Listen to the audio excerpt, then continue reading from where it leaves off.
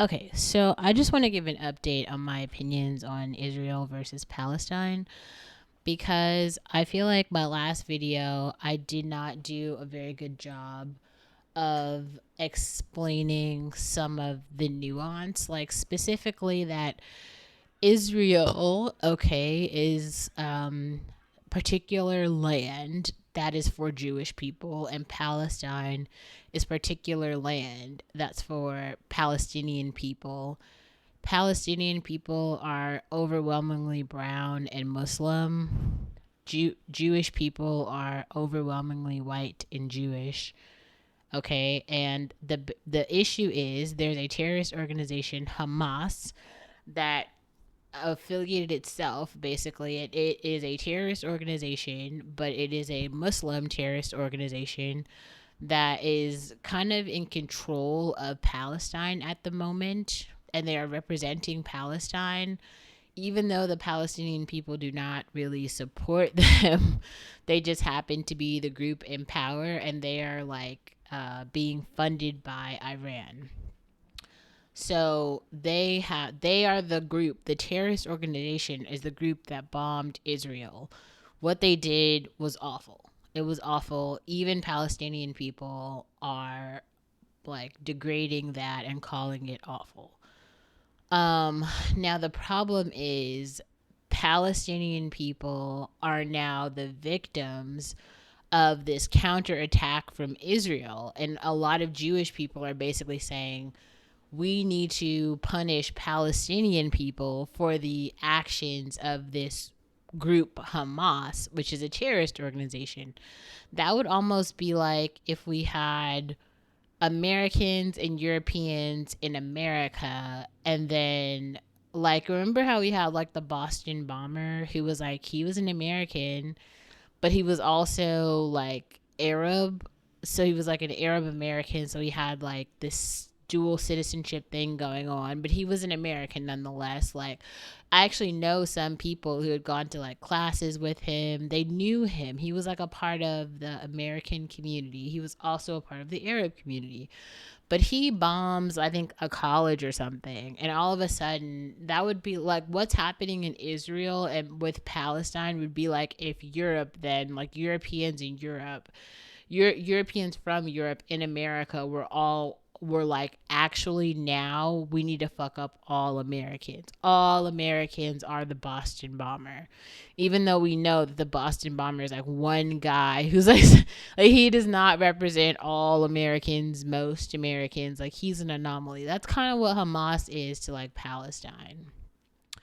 Now, on one hand, I'm not going to sit here and pretend like Islam and Judaism, those are two religious groups, are on a good terms and they see each other as like friends and the religious sanctimonies empower life. That isn't the truth. Um, I do feel like it's pretty known that some Muslims want to eradicate Jews from the globe, and that is the sentiment of Hamas, and that is in their like doctrine or whatever. At the same time, like the Palestinians in Palestine don't seem to overwhelmingly feel that way. And specifically, we know that Hamas is this terrorist organization that is causing all of the ruckus right now. Now, this gets even worse because now Israel is declaring that Palestinians leave the Gaza Strip because they're going to bomb it. So they're giving them this like warning, like you have this much time to leave because this is your warning. And they don't have anywhere to go. The Gaza Strip is a very small portion of Palestine that they have left. And they're like, this is like forced genocide. And the shady part about this is we are very familiar with what genocide looks like, especially genocide against people who are non-white. We are very familiar with what this looks like. I feel like that's why, for so many people, especially Black Americans, many Black Americans are on the side of Palestine because we legitimately know what it looks and feels like to have American state sanctioned violence against people of color. It's like so well documented. We are the living descendants of American terrorism.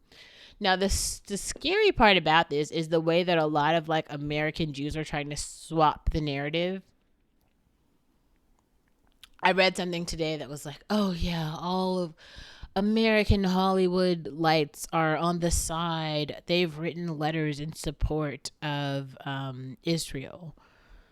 Now, what happened to Israeli people, them being bombed and stuff? No one is saying that that's good. I haven't heard that from anyone except the group Hamas. But also, I gotta say, like, I saw a video of this Jewish kid who was taken hostage by the Hamas terrorist organization. They were making him like hold up all these signs and do all these things, and I gotta say, like, I did not feel empathy. I didn't feel like it. I saw the video and all I could think was like, I felt pity. I felt pity for white children all around, because I know from my own lived experience the terror that like black children have experienced, that Arab children have experienced, that Latin American children have experienced, that Indian children have experienced. All of these races of children have experienced, and they were at the hands of white colonizers.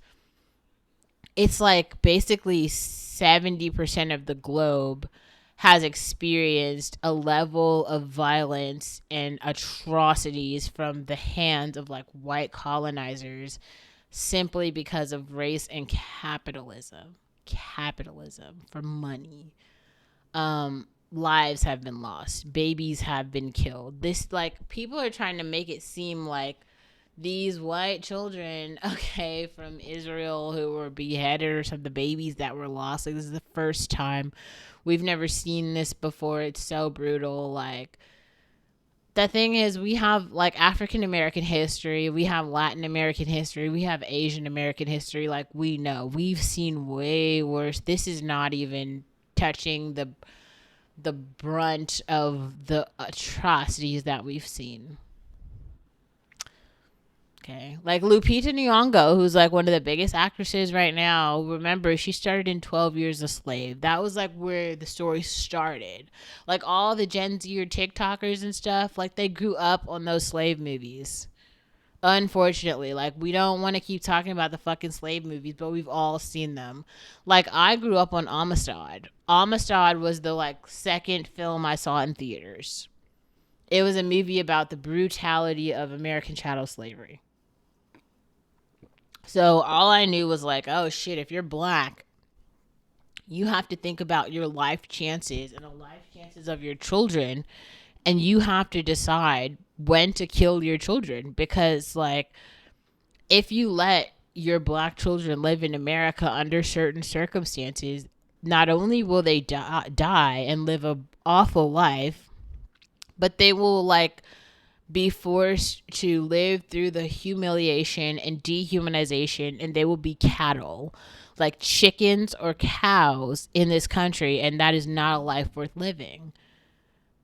And you should end it, because at least your children would be better off in heaven. That was like the lesson that I learned from Amistad on a cellular level. Like, I still remember scenes from that movie that I saw when I was like 4.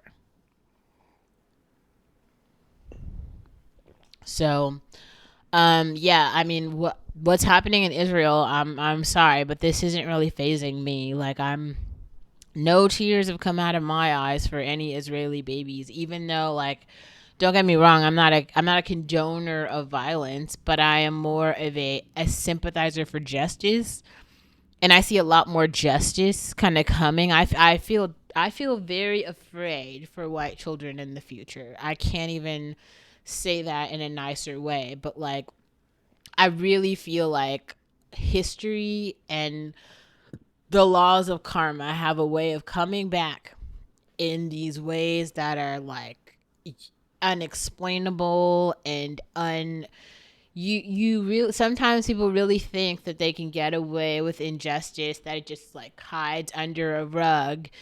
You can go years, 10 years, 20 years, 50 years, and then the time comes, and karmic retribution really does fucking come, and it comes hard. And unfortunately, I just feel like it's just, I don't see it in the cards. Like, I feel like really white people on this planet have a lot of karmic retribution to pay for, and it is very unfortunate that Hamas is the terror group right now that is going to demonstrate in all of its ways, like a small, it's going to be a very small piece of like something that will escalate. Like, it doesn't really matter if Israel wins this particular war with this one group, Hamas. If they do or if they don't, that isn't the point here. The point here is we are all, not we are all, people of color across the world are empathizing with Palestine simply because they are the marginalized group literally right now being eradicated. And it looks like from what we see and where the cards are dealt right now, they are losing, and they're like on track to lose, and they are about to lose. And we are watching children lose their lives. We are watching families being blown to shit. We are watching colonialism happen in 2023. And then we also have all of these Americans, the president of Israel, the prime minister, the ex-prime minister of Israel. They are literally spouting language of white colonialism that we are so familiar with. We are so familiar with it. And I feel like they think that we don't know. Like, we haven't heard it before. And that is the fucking crazy thing. I guess they don't know that we really like have Patreon channels dedicated to bell hooks, that Cornel West is legitimately running for president, that Tupac is the fucking hero of this generation. Like, I don't think they understand like who we are and what we know and how we got to where we are. Like, there's a certain amount of savagery that you live through when you have Tory Lanez shooting Meg the Stallion, a literal like international hip hop idol, in the foot and saying, "Dance, bitch." It's a different level of brutality here. We're so far past crying over a beheaded baby. Like, I'm sorry, but like, it's so far past that. And I feel shocked that myself, like, when I say that out loud, it's a little shocking for myself, because like, I can't believe that that's exactly where we are. But let's be serious, that's where we are. And that's unfortunate, but that's true. Anyway, have your feelings about that. I just wanted to say that.